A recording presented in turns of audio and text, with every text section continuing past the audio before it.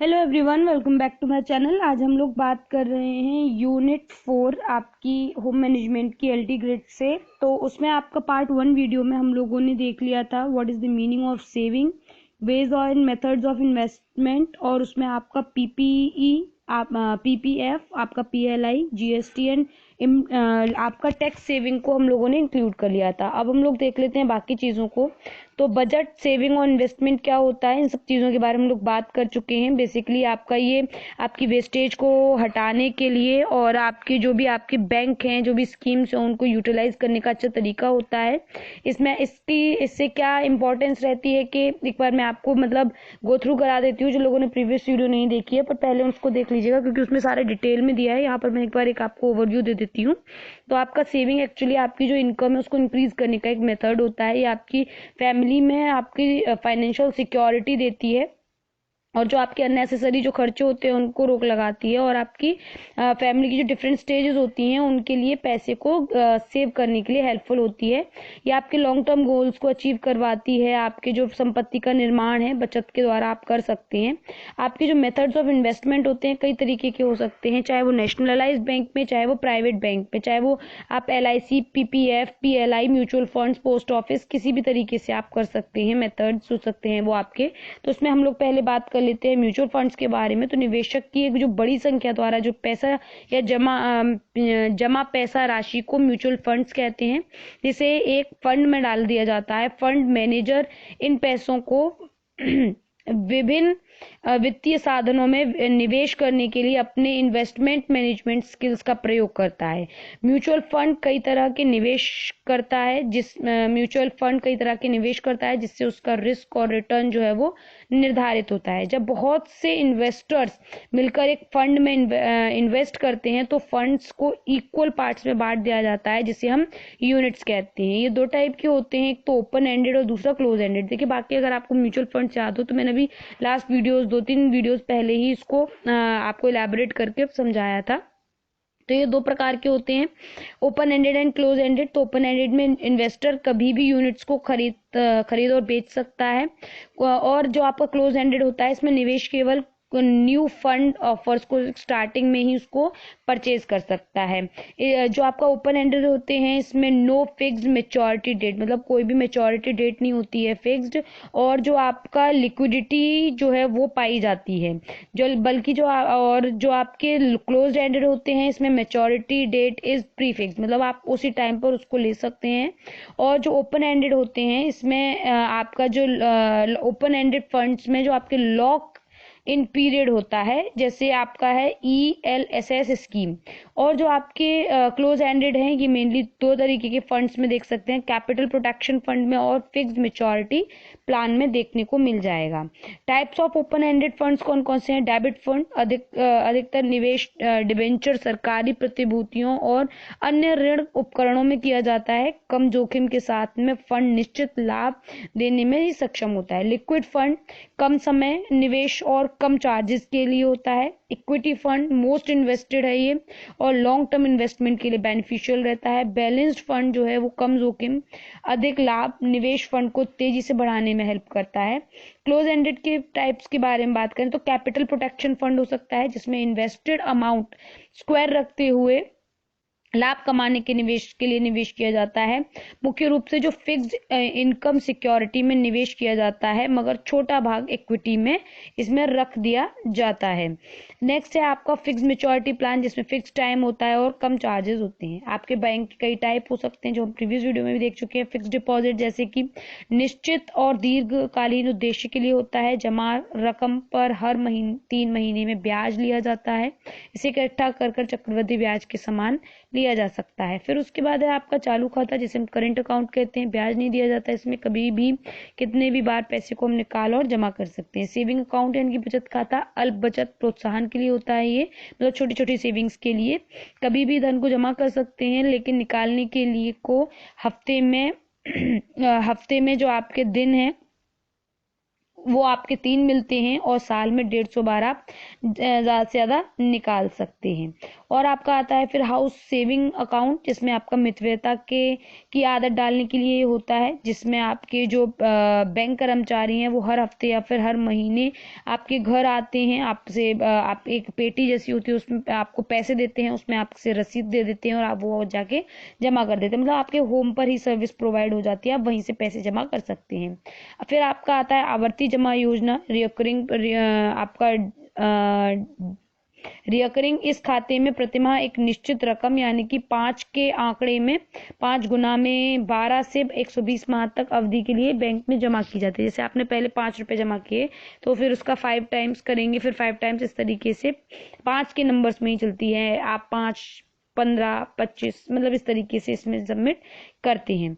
फिर उसके बाद है head office of nationalised banks, जो आपके नेशनल, और इन्होंने पूछा है बैंक के प्राइवेट बैंक्स के बारे में। तो इलाहाबाद बैंक का आपका कोलकाता में है, आंध्र प्रदेश का हैदराबाद में है head office. Bank of Baroda का गुजरात में, bank of India Mumbai, bank of Maharashtra Pune, Canara bank Bangalore.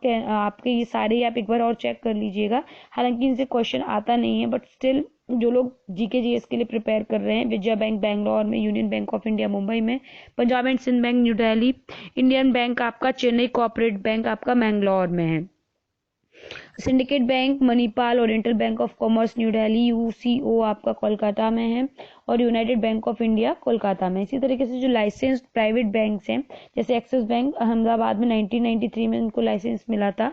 Catholic आपका जो बैंक है वो केरला में है, DCB Maharashtra Mumbai, federal bank in limited Kerala, ICICI bank Gujarat, IDFC Mumbai Karnataka Mangalore में है, आपका कोटक महिंद्रा आपका मुंबई में है, और नैनीताल बैंक नैनीताल में, साउथ इंडिया आपका केरला में है, थ्रिसुर में, येस बैंक मुंबई में, इसका आपका हेड ऑफिस है।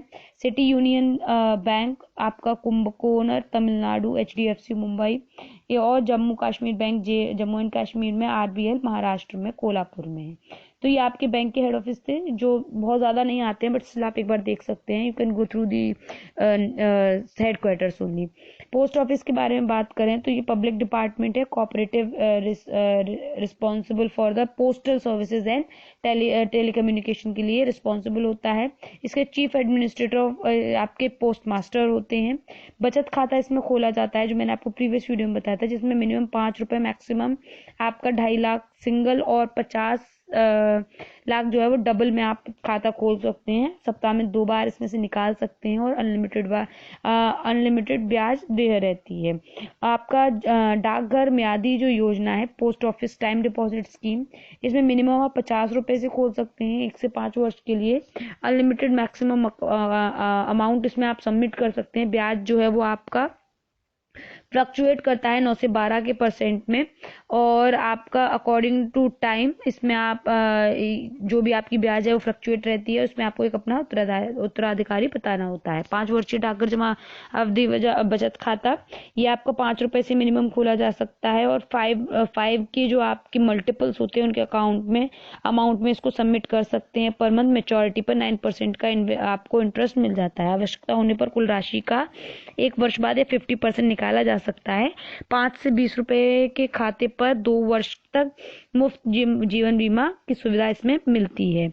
10 वर्षीय संचयी सावधि जमा खाता, 10 इयर्स आपका cumulative time deposit amount, per month fixed amount इसमें डिपॉजिट किया जाता है 10 साल के लिए, और 10 रुपए से लेके 1000 तक हो सकता है। इंटरेस्ट रेट से 6 से आपकी 7.5 पर ईयर हो सकती है, प्लस बोनस, और आपका इनकम टैक्स नहीं होता है। ये जो आपकी इन्वेस्टमेंट की जो रेट है, या फिर जो आपका इंटरेस्ट जो मिलता है वो वेरी कर सकता है, क्योंकि मुझे नहीं मालूम है जहाँ से मैंने ये डाटा लिया है वो अपडेटेड है या नहीं। तो एक बार आप चाहें तो अपने आसपास के पोस्ट ऑफिस में इसको जाके चेक करवा सकते हैं। LIC का फुल फॉर्म देखें तो लाइफ इंश्योरेंस कॉर्पोरेशन है, इसका हेडक्वार्टर मुंबई में है। ये आपका 1 सितंबर 1956 में फाउंड हुआ था, मतलब बनाया गया था, स्थापना हुई थी।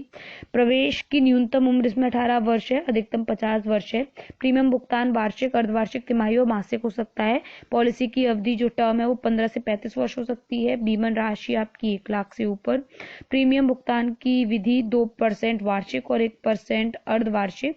आपका जो आपका जो सरेंडर होता है वो 3 साल चलाने के बाद कर सकते हैं, जो कर्ज है वो आप 3 वर्ष चलाने के बाद ले सकते हैं। LIC जो है, LIC was formed by the nationalisation of the insurance sector in India in 1956 after merging 245 insurance companies and आपके प्रोविडेंट सोसाइटीज की को मर्ज करने के बाद में इसको बनाया गया था। LIC operate through it's zonal divisional and branch officers, ये आपके जोनल डिविजनल और ब्रांच ऑफिसर्स के थ्रू इसको ऑपरेट किया जाता है, चलाया जाता है। When it begin operations in 1956 में इसका LIC ने काम करना शुरू किया था विथ 5 ऑफिसेज, 5 ऑफिस शुरुआत में खोले गए थे जोनल लेवल पर, आपके 33 आपके ऑफिस खोले गए थे डिविजनल पर, और आपके 212 ऑफिस जो हैं वो ब्रांच लेवल पर इसमें खोले गए थे। एट प्रेजेंट टाइम पर 8 जोनल हैं, 113 ऑफिस डिविजनल हैं और 2048 ऑफिस जो हैं वो ब्रांच में हैं। डिजिटलाइजेशन सर्विसेज जो हैं वो 1995 के बाद में से इसमें स्टार्ट हो गई हैं। इंश्योरेंस भी कई तरीके के हो सकते हैं आपके, इसमें आजीवन बीमा है, बंदोबस्ती है। आजीवन में क्या होता है कि बीमेदार को संपूर्ण जीवन का बीमा मिल जाता है, जीवन भर प्रीमियम भरना पड़ता है।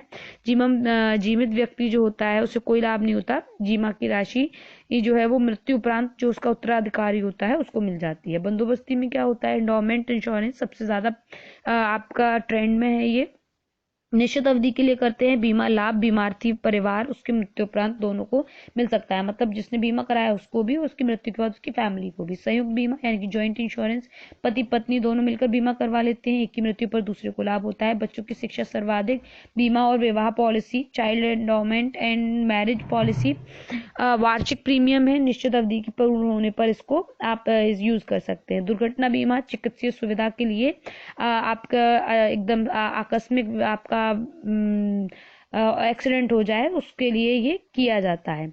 तो इस तरीके से जो बाकी आपके टॉपिक्स थे यूनिट 4 के वो हम लोगों ने कंप्लीट कर लिए हैं, और यहाँ पर आपका होम मैनेजमेंट का यूनिट 4 जो है वो कंप्लीट होता है। इसके बाद हम लोग देखेंगे आगे के सिलेबस को। और वीडियो समझ में आई हो, अच्छी लगी हो तो लाइक शेयर एंड कमेंट करें। If you want to purchase these notes you can contact on Telegram. इसके बाद हम लोग फूड एंड न्यूट्रिशन की जो नेक्स्ट हमारी ब्रांच है उसको स्टार्ट करेंगे। 2 ब्रांच इस वीडियो के साथ हम लोगों ने कंप्लीट कर ली हैं। एक तो हमारी एक्सटेंशन एजुकेशन कंप्लीट हो गई है, दूसरी हमारा होम मैनेजमेंट। नेक्स्ट वीडियो हम लोग अपडेट करेंगे आपको फूड एंड न्यूट्रिशन से related. Thank you for watching my video and have a good day. Bye bye.